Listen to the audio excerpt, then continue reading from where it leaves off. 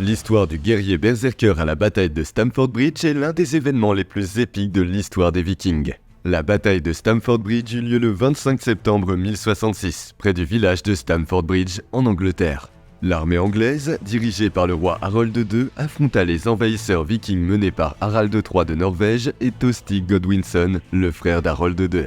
Parmi les scènes les plus remarquables de la bataille, un guerrier viking solitaire, souvent décrit comme un berserker, stoppa à lui seul l'avancée des troupes anglaises. Les guerriers berserkers étaient réputés pour leur rage au combat, probablement provoquée par des rituels et de l'absorption de substances enivrantes.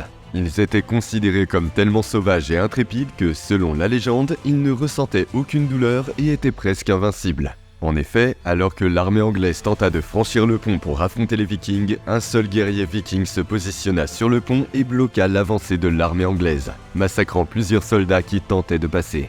Il continua à défendre le pont seul, brandissant sa hache et faisant preuve d'une habileté et d'une force étonnantes. Sa mort fut cependant provoquée par un soldat anglais qui réussit astucieusement à se glisser sous le pont sur un tonneau et qui, à l'aide d'une lance, frappa le guerrier viking par en dessous à travers les planches, le blessant mortellement.